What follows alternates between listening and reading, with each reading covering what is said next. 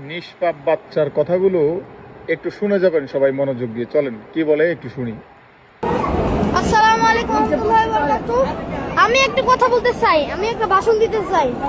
হে আল্লাহ, তুমি জানো শেখ হাসিনাকে বাংলার মাটিতে জন্য ফিরিয়ে নিয়ে আসো, তারপর সহি সালামতে। হে আল্লাহ, তুমি শেখ হাসিনাকে হেফাজত করে। হে আল্লাহ, তুমি যারা বাংলাদেশকে ধ্বংস করেছে, যারা বাংলাদেশের যে অবস্থা হয়েছে, মা বোনদের জিনা করেছে, মা বোনদের ইয়া করেছে, সম্মান নিয়ে ছিনিবিনি খেললো, তাদেরকে সবাইকে তুমি জাহান্নামের আগুনে 1000 বছর, 3000 বছর, 1,388 বছর তুমি ওদেরকে আগুনের মধ্যে জ্বালা এবং তীব্র কষ্ট দিও। হে আল্লাহ, যারা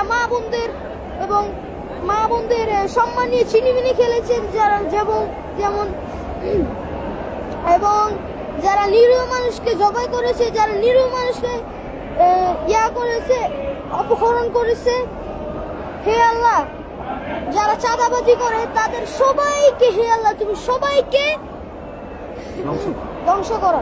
হে আল্লাহ, তুমি তাদের সবাইকে তীব্র আগুনে তাদের আত্মাকে কষ্ট তিলে কষ্ট দিতে তাদের যখন সীমা যদি ক্রস হয়ে যায়, তাও কষ্ট দিতে যেন তাদেরকে মারা হয়। হে আল্লাহ, আমিন সুম্মা আমিন।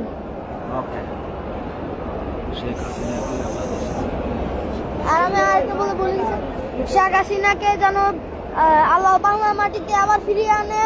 আমি দোয়া করি জানো, আমি হাসান মজুমদার, আমার মা হলো শেখ হাসিনা ক্লোজ।